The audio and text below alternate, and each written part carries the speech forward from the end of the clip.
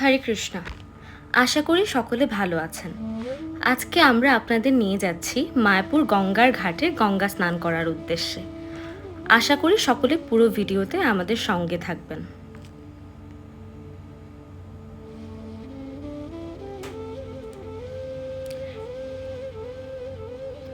এটি হলো মায়াপুর গঙ্গা মন্দিরের মূল গেট।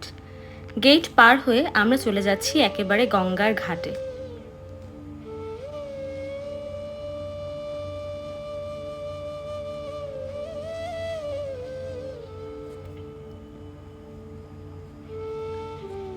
এটি হলো মায়াপুর ইস্কনের গঙ্গা মন্দির।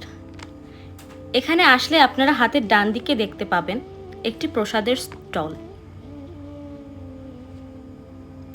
আমরা এমন সময় এসেছিলাম যখন মন্দির বন্ধ ছিল। পরে কোনো একদিন এসে গঙ্গা মন্দির ঘুরিয়ে দেখাবো।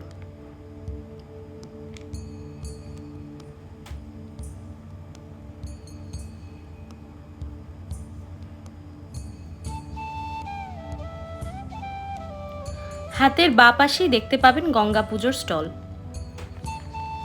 এই ক্যানগুলোতে করে আপনারা গঙ্গা জল সংগ্রহ করতে পারবেন। কেউ গঙ্গা পুজো দিতে চাইলে এখান থেকে প্রদীপ ও ফুল সংগ্রহ করতে পারবেন। এটি হলো গঙ্গার ঘাট। আমরা এখন গঙ্গা স্নান করার উদ্দেশ্যে গঙ্গা বক্ষে গমন করব।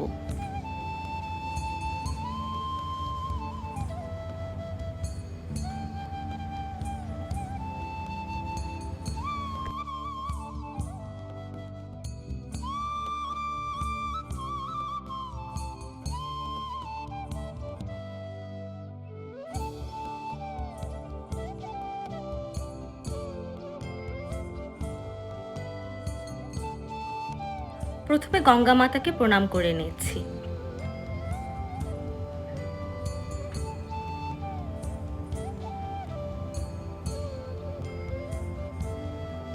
এবার গঙ্গা জল গায়ে ছিটিয়ে নিজেদের শুদ্ধ করে নিচ্ছি।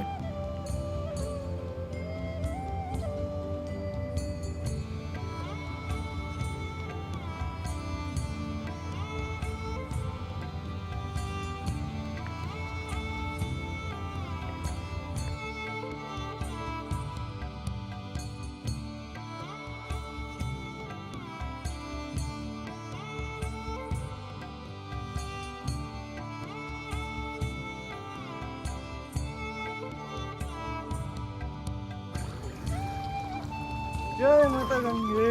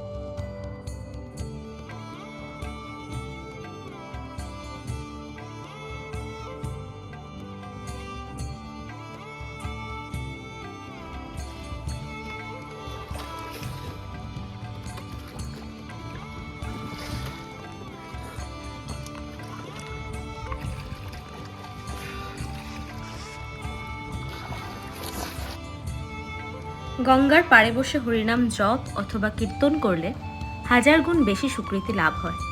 তাই আমরা যতটুকু সম্ভব গঙ্গার পাড়ে বসে হরিনাম জপ করার চেষ্টা করছি।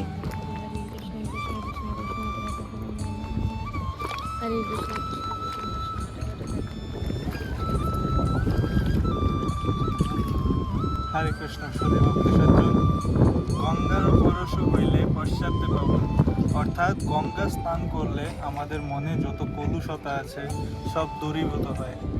আমরা যখন সারা জীবনে যত পাপ কাজ করি, গঙ্গা স্নানের মাধ্যমে গঙ্গা দেবী সেই পাপ কার্য আমাদের থেকে গ্রহণ করেন। তাই গঙ্গা স্নান করলে মনের যত কলুষতা আছে, পাপ কর্ম আছে, সব দূরীভূত হয়। আপনারা চেষ্টা করবেন আপনাদের বাড়ির কাছে অথবা কোনো ধামে যখন আপনারা গঙ্গা দেবীকে দর্শন করবেন, গঙ্গা স্নান করার চেষ্টা করবেন। হরে কৃষ্ণ।